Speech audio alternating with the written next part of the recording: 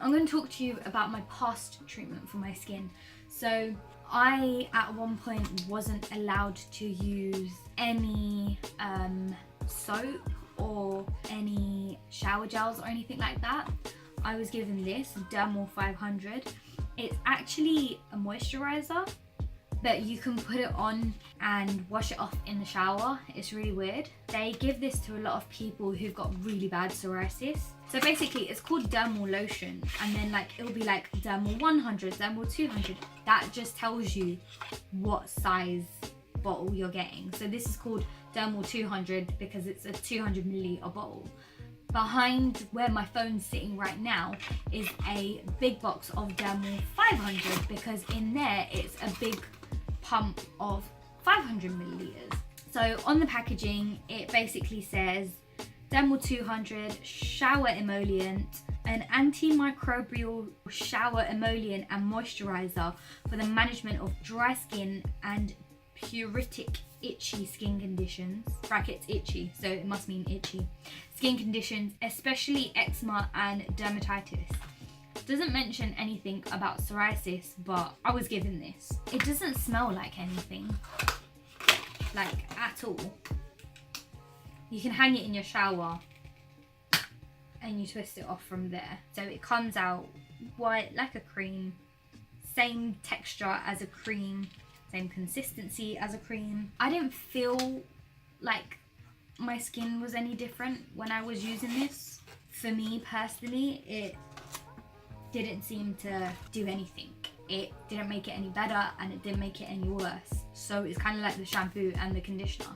But I kind of felt like because it's something that was prescribed to me, it should have at least made my skin a little bit better in the beginning. But I don't feel like it did. It just, for me, it didn't do anything. And again, if you are someone who Dermal 200 has worked for and you swear by this, then please continue using it. Don't go off of what I'm saying.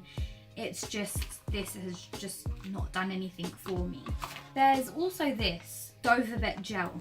So I kind of mentioned it a little bit earlier, and it's just a clear gel like consistency, clear like gel. I'm just gonna do it along the top here. I don't even know if that's gonna show on the camera. I would put it on my really bad patches. It does make you a little bit sticky, so you can't touch anything like or put clothes on or anything like that once you've put your Doverbet on.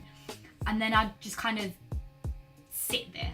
And then once it was dry, like soaked in by my skin, I'd put my clothes on and stuff, and then I'd notice like halfway through the day, or if I did it at night the following morning, where these huge patches were, the skin would literally be like peeling and just ready to come off. So that would come off, but then underneath it was just like red, sore, fresh, new skin. It kind of did what it was supposed to do, but I just didn't like what it was doing because for me, the psoriasis was still there, the soreness was still there, and I wanted to get rid of it. I actually hated putting this on because I was supposed to do it twice daily on the affected areas, which I very rarely did it twice daily. I very rarely did it once daily because I didn't like it as much as something else that I was given. At the time, this was a brand new product, and it used to come in a big aerosol can. It probably still does. I've only tried it once. I've never had it after that, but it was like the one thing that I did love because it used to give me relief from itching. By the way, I don't think I've mentioned it, none of these products that I have spoken about so far gave me any relief from the itching. There was only one thing that did give me relief from itching, but it did the same thing that the Doverbet did, which was like make the skin go like crispy and peel off. But then whatever was underneath stayed moisturized, so it took a little bit longer for like the skin to kind of build up and go like that again. That is like a weird thing that my skin does. So that was called Enstellar foam spray. I think it was like a trial thing back then. But yeah, I tried that out and I did love it. But once my bottle finished, when it was getting closer to the bottle finishing, the effects were kind of not as great as they were in the beginning. So I don't know if my body's just kind of like, oh yeah, new medication, this works, and then it's like, I'm bored of it now. But I have to say, with the Epsom bath salts and the aloe vera, my body has not done that yet. Hopefully it does not do that at any point. Those two things are things that I can swear by. I know earlier I said Epiderm. I don't use Epiderm anymore. I find this much better than Epiderm. It's Cetraben. Some people find it the other way around. I have tried Aveeno, and Aveeno didn't do anything. My skin wasn't better, but it wasn't worse. This, however, keeps me moisturized, and I do really prefer the Cetraben, like, honest to God. I prefer this way more. I mean, I know it's for eczema and problematic, dry, sensitive skin, but it has been pretty good to me on my psoriasis. You know, I put this all over my face and all over my body, and I actually really like this. So Cetraben is something that I have been using for a couple of years now, and it's still got a good effect. So this is a product, if you haven't tried Cetraben, do get your hands on it. Anything else that I have or will mention, if you haven't tried them, get your hands on them and try them out, because you never know, it could work for you. Just because Dovabet didn't work for me doesn't necessarily mean it won't work for you. I know I spoke about Salicylic Acid. This is something that's pretty similar. It's called Betnovate Scalp Application. This bottle, this is exactly like Salicylic Acid. It's literally clear, water consistency. You can hear it swooshing around in the bottle. Exactly the same thing. I'm supposed to be putting this on once my hair is towel dry, but I don't do it because it gives you like a burning sensation. Same with the Salicylic Acid. It gives you like this weird tingling burning sensation. I don't like that sensation. I don't really think either one of those really do much for me, so I don't use either one of those. That so far are all the things that I can think of. I may be forgetting things that I have tried in the past for my psoriasis or on my psoriasis. If you guys have any questions, any products that you want to know about, just drop a message in the comment section and I will definitely have a look at it, and I promise to like get back to you guys. This is really for people who want to know more about the products and stuff. I mean, put everything in the comment section, because imagine you've got a question about something that I have tried and I've just forgotten to mention in this video because I don't actually have that product anymore.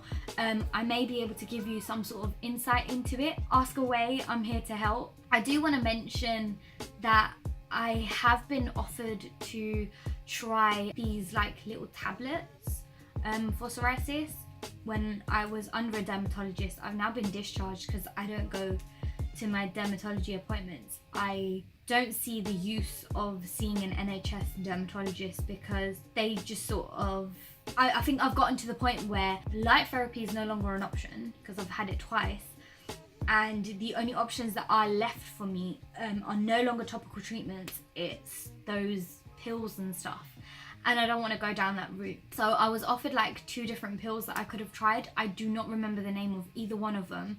I think one of them starts with an M, but the thing is I was reading like the information leaflet about it because it was pretty new to England, but it was like something that had been tried and tested in America. And when I was reading the leaflet about it, in the side effects section, it mentioned that it can cause kidney failure, liver failure. I was also told that if I was to go onto these tablets, that I would have to make sure I don't get pregnant. And at the time, my husband had just proposed to me, so we knew wedding bells were in the near future, and obviously what comes after wedding bells? Babies.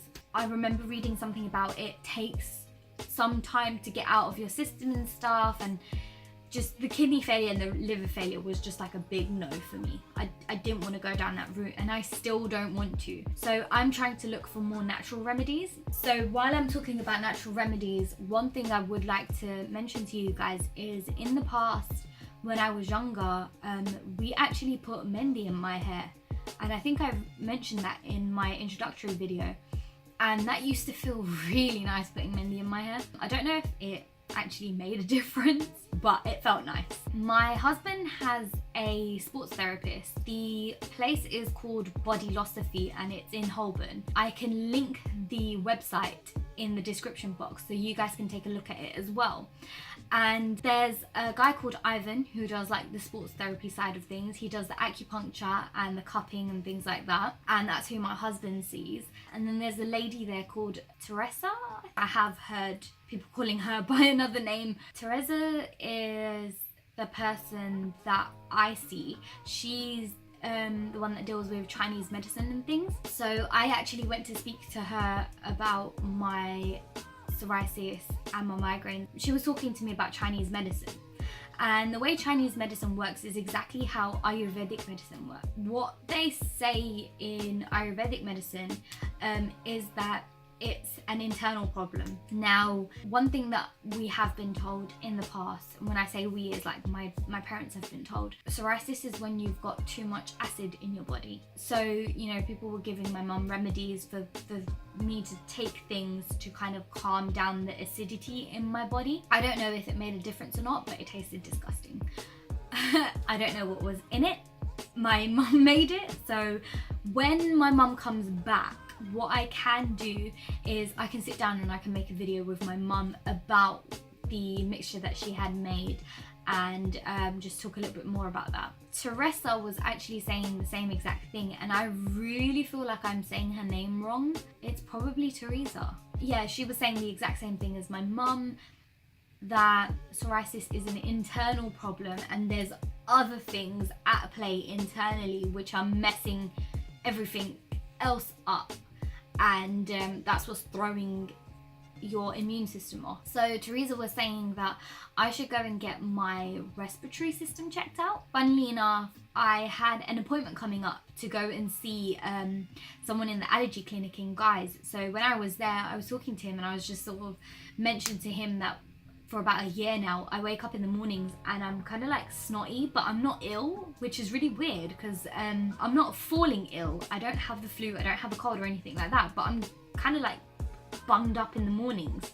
So he actually gave me an inhaler called Aveeno, and he said that it really sounds like I've got sinusitis. I'm now towards the end of that inhaler, so I'm going to be booking an appointment to go and see my GP and go and get everything checked out properly. So I am exploring that route. So if there's anybody else out there who wants to go and see Teresa and see what could be playing into their psoriasis and making it worse and stuff like that, I will link their website in the description box, and you guys please go and check her out. If you're in England, go and meet her.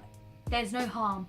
The first consultation that they do, I think it's a half-an-hour consultation that's free. So I mean, what have you got to lose? I went there and I spoke to her about my whole medical history, and we picked up on a lot of stuff. She's helping me through all of it. I can't rave and rant about her enough because I think she's onto something with the whole respiratory problem thing.